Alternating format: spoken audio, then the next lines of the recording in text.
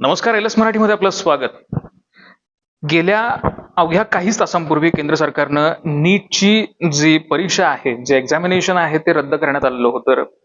मात्र हा जो प्रकार आहे हा खरंच विद्यार्थ्यांमध्ये एक चिंतेचं वातावरण निर्माण करताना आपल्याला पाहायला मिळतोय. आपल्यासोबत काही विद्यार्थी आहेत ज्यांनी आता नेट एक्झाम दिलेली आहे, जे आता नेट एक्झाम देणारे आहेत. आपल्यासोबत काही शिक्षक आहेत. त्यांच्याकडूनच आपण नेमकं हे एकंदरीत हे नेमका प्रकार काय नेमका केंद्र शासनाकडून घडला आणि तो नेमका विद्यार्थ्यावर इफेक्ट कसा झाला ते आपण जाणून घेण्याचा प्रयत्न करणार आहोत. काय नाव तुझं? तेजस प्रदीप रेळेकर. तू एक्झाम दिलीस? दिली किती तारखेला? 3. 3 मेला. काय नेमकं आता हे तू एक्झाम वगैरे सगळं दिलंस, आता अचानकच शासनाकडून सांगितलं की आता ह्या सगळ्या एक्झाम सगळ्या रद्द झाल्या. नेमकं तुला काय वाटलं? मला वाटत होतं NTA म्हणजे पूर्ण नेशन मध्ये एकच परीक्षा होत्या. या परीक्षेमध्ये असं काही होईल असं वाटलं नव्हतं. आणि आता कुणावर विश्वास ठेवायचा आणि पेपर किती वेळ आता परत दिला तरी तो परत फुटणार नाही याची काही शाश्वती मिळत ह्याच्याबद्दल शंकाच आहे अजून मला. आणि यानंतर परत प्रिपरेशन करायचं म्हणजे ते परत एकदा तीच पॉवर मिळेल याची पण शक्यता कमीच आहे. त्यामुळं अजून नाही पण याच्यामध्ये तू साधारण किती वर्ष प्रिपरेशन करतोयस आणि किती वर्ष झालं हे सगळं तुझा जो अभ्यास आहे तो सगळं करतोयस ते मला सगळं सांग. मी गेले 2 वर्ष इथंच प्रिपरेशन करतोय. 11वी-12वी मी 2 वर्ष मी नीटचे प्रिपरेशन करतोय आणि 2 वर्षापासून मी नीट साठीच प्रिपेअर मी किती वेळ तू अभ्यास करत होतास त्याचा 7 ते 8 तास बऱ्यापैकी रोज. रोजचे? आणि हे जे क्लासेस असतात किंवा बाकी त्यासाठी तू नेमका कुठून येतोस? तू कुठून राहतो? कागलमध्ये राहतोय आणि कागलमधून बसने येतो. किती किलोमीटर त्याला? 20 किलोमीटर. म्हणजे रोजचा साधारण एक अर्धा ते पाऊण तासांचा प्रवास. होय. असे हे एकच विद्यार्थी नाही आहेत. जवळपास अर्धा ते पाऊण तास हा अगदी कमी वेळ तसं म्हणायला गेलं तर झाला, पण काही विद्यार्थी आहेत ते साधारण 4-4, 5-5 तासांचा जो प्रवास आहे तो प्रवास करून येत असतात. मात्र हा जो इफेक्ट आहे तो नेमका एका शिक्षकाकडून आपण नेमकं जाणून घेऊया की त्यांना नेमका एक विद्यार्थ्यांच्या दृष्टिकोनातून नेमका तो कसा होतो. नमस्ते. नमस्ते। कैसा मतलब अभी जो एग्जामिनेशन जो कैंसिल हुआ है, कैसा आपको फील हुआ? आपकी नहीं, मुझे तो बहुत ही बुरा लग रहा है कि स्टूडेंट के पॉइंट ऑफ व्यू से कि एनटीए पूरे देश में एक एग्जाम करवाता है नीट का। डॉक्टर बनने के लिए बच्चों के पास कोई ऑप्शन नहीं है, सिर्फ एक ही एग्जाम है। तो इस एक एग्जाम को आप फेयरली एग्जाम करवा नहीं पा रहे हैं। कई बार ऐसा पहले भी हो गया कि नीट का पेपर लीक हो गया और री नीट भी करने की नौबत आ गई। तो बार बार ऐसा क्यों हो रहा है? अगर ये फर्स्ट टाइम होता तो मैं समझता कि चलो मिस्टेक हो गई, बट बार बार ऐसा हो रहा है। और एग्जाम आप मई में करवाते हैं, 3rd ऑफ मई को एग्जाम था, प्रॉपर एकदम भयंकर धूप होती है। पेरेंट्स कहाँ से, गांव से, रूरल एरिया से, कैसे बस से, कैसे ट्रेवल करके वो सेंटर तक पहुंचते हैं।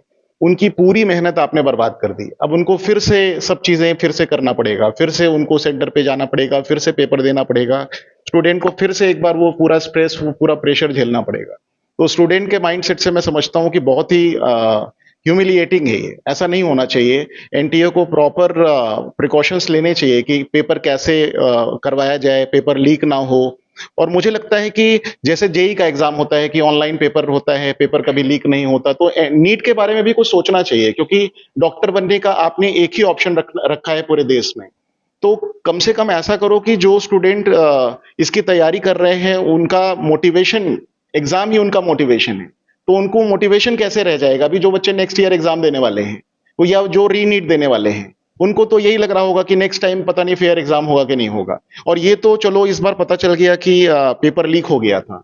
अगर नहीं पता चलता कि पेपर लीक हुआ था तो जो बच्चे मेहनत से पढ़े थे, जिन्होंने अच्छे से तैयारी की थी, उनके फ्यूचर के बारे में सोचिए कि जो जिन्होंने पेपर पैसे देकर के खरीद लिए, 5 लाख रुपए, 10 लाख रुपए में मुझे पता चला कि पेपर बिक रहा था। तो इतने पैसे दे करके बच्चों ने पेपर खरीद लिया। जो ऐसे चीटिंग कर रहे हैं वो तो डॉक्टर बन जाएंगे, लेकिन जो अपनी मेहनत से बच्चे पढ़ रहे हैं, 2 साल तक उन्होंने पूरा टाइम दिया है, डेडिकेशन दिया है, रात रात भर जगे हैं, मेहनत किया है, उनके बारे में सोचिए कि वो कैसा फील कर रहे होंगे। तो मुझे तो बहुत बुरा लग रहा है सर। ऍक्च्युली 40 पेपर शुरू होने से पहले 40 आवर्स से पहले मतलब उनको पेपर मिल गया था। लगभग 2 दिन पहले सर पेपर मिल गया था। मुझे ऐसा सुनाई पड़ रहा है कि 2 दिन पहले पेपर मिल गया था और एनटीए ने एग्जाम कैंसिल किया है। इसका मतलब बहुत मास लेवल पर पेपर लीक हुआ है। ऐसा नहीं है कि कुछ लोगों को पेपर मिला है। नहीं तो एग्जाम इन्होंने 2024 में भी पेपर लीक हुआ था, लेकिन एग्जाम इन्होंने 2024 में कैंसिल नहीं किया था। तो बहुत मास लेवल पर पेपर लीक हुआ है। अभी आपको 1-2 दिन में पता चलेगा कि कहां कहां पर पेपर डिस्ट्रीब्यूट हो गया था। 2 दिन पहले एक नेशनल लेवल के एग्जाम का पेपर डिस्ट्रीब्यूट हो रहा है, ग्रुप्स में शेयर किया जा रहा है, मतलब बिल्कुल एग्जाम का मजाक बना दिया है सर। यस। मतलब अभी जो विद्यार्थी जो देने वाले हैं एग्जाम, री एग्जाम देने वाले हैं, उनके हिसाब से आपने अगर कोई काउंसलिंग किया हो या फिर कोई कंसल्टेंट किया हो तो कैसे कर सकते हैं ऐसा कुछ? नहीं, मैं तो यही कहूंगा कि देखिए क्या है, अब जो हो गया है उसको हम लोग चेंज नहीं कर सकते। अभी रीनीट होने वाला है, अब कब होगा वो एनटीए ने बताया कि वो नोटिफिकेशन जारी करके बताएंगे कि 1 महीने बाद होगा या 1.5 महीने बाद होगा। आपको सेम सेंटर अलॉट किया जाएगा या सेंटर चेंज किया जाएगा, ये सारी बातें अभी क्लियर नहीं है। तो जब तक वो क्लियर नहीं हो जाती तब तक मैं यही कहूंगा कि स्टूडेंट जो है अपनी पढ़ाई तुरंत चालू कर दे, क्योंकि एग्जाम फिर से होगा ये कंफर्म हो गया है। तो अब से तुरंत फिर से वो जैसे मॉक पेपर्स दे रहे थे नीट से पहले 30 to 40 डेज, वैसे ही मुझे लगता है कि 30-40 डेज बाद जब भी एग्जाम होगा तो स्टूडेंट अभी से फिर से तैयारी शुरू कर दे। अभी ज्यादा दिन नहीं हुए हैं, अभी ऑलरेडी बच्चों का कनेक्शन जो है बना हुआ है, सिर्फ 9 डेज हुए हैं एग्जाम हुए। तो स्टूडेंट अगर चाहेगा तो आराम से वो फिर से रिवीजन कर सकता है, मॉक पेपर दे सकता है। हम लोगों ने मेरी एकेडमी में फिर से बच्चों के लिए free of cost mock papers का अरेंजमेंट किया है कि जो भी बच्चा चाहे वो आकर यहाँ मॉक पेपर दे सकता है, वो रिवीजन कर सकता है। क्योंकि हम लोग ज्यादा इसमें हम लोग कुछ कर नहीं सकते, बस बच्चों का साथ दे सकते हैं, बच्चों के साथ खड़े रह सकते हैं कि चलो कोई बात नहीं, फिर से एक बार तैयारी करो, फिर से एक बार मेहनत करो और फिर से एक बार एग्जाम दो, बाकी जो ईश्वर चाहेगा अच्छा होगा। री एग्जाम की बात जो थी वो कोई यही तो नहीं थी, मतलब 2018-2012 में भी वही हैपनिंग हुआ था। मतलब कैसे दिखते हैं आप देख मैं तो बोला ना सर कि मुझे तो अच्छा नहीं लगता है कि ऐसा होना चाहिए, और मुझे लगता है कि आगे के लिए एनटीए को बहुत सख्त कदम उठाने चाहिए सर, कि नेक्स्ट टाइम कभी भी ऐसा ना हो। बच्चों के मन में कॉन्फिडेंस डेवलप हो वापस एग्जाम के लिए कि एग्जाम मैं दूंगा, मैं तैयारी करूंगा तो फेयर एग्जाम्स होंगे। क्योंकि बच्चों के मन में अगर इसको लेकर के ऐसे कंफ्यूजन रहेगा कि मैं एग्जाम दे रहा हूं लेकिन पेपर लीक हो गया तो क्या होगा, तो बच्चे फिर अच्छे तरीके से उनको जो प्रॉब्लम होगी वो ठीक नहीं है। तो मेरा ये कहना है कि अब एनटीए को अच्छे तरीके से अरेंजमेंट्स करने चाहिए कि अभी जो री नीट होने वाला है उसमें कुछ गड़बड़ी ना हो, और फ्यूचर में जितने भी नीट के एग्जाम्स जब भी नेक्स्ट ईयर्स में होंगे कभी ये वापस नहीं आना चाहिए। क्योंकि मेरी नॉलेज में जब से मैं टीचिंग कर रहा हूं तब से मैं सुन रहा हूं कि 3 बार नीट का एग्जाम वापस से करवाया गया है। तो ये पहला इंसिडेंट नहीं है, बार बार हो रहा है, इसलिए मुझे लगता है कि इसके लिए सख्त कदम उठाने चाहिए एनटीए को। आपल्यासोबत काही विद्यार्थी देखील आहेत जे आता पुढं नीट एक्झाम देणार आहेत. काय नेमकं सांगशील आता हे जे 3 तारखेला ज्यांनी एक्झाम दिलेल्या आहेत त्या विद्यार्थ्यांचं तू ऐकलंस, शिक्षकांचं तू ऐकलंस, आता तू पुढच्या वर्षी नीट एक्झाम देणार आहेस, नेमकं तू कसं बघतेस यासाठी? खरं सांगायचं तर ऐकून फार दुःखद वाटतं, कारण इतकी 2 वर्षाची प्रामाणिकपणे ज्यांनी मेहनत केलेली असते, ती मेहनत 2 दिवसापूर्वी काही तिसरीच मुलं येऊन अशी हातातून काढून घेऊन जातात. फार वाईट वाटतं आणि मुळात मी सुद्धा पुढच्या वर्षी नीटची एक्झाम देईन. त्यामुळे भैया म्हणाला तसं काही शाश्वती नाही की पुढच्या वर्षी देखील फेअरली एक्झाम कंडक्ट केली जाईल किंवा नाही. आणि सगळ्यात महत्त्वाचा मुद्दा हा देखील आहे की वर्षभरात एकच परीक्षा होते, पूर्ण भारतवर्षात देखील एकच परीक्षा होते. त्यामुळे ती एक परीक्षा तरी निदान व्यवस्थित फेअरली कंडक्ट व्हावी अशी इतकीच इच्छा.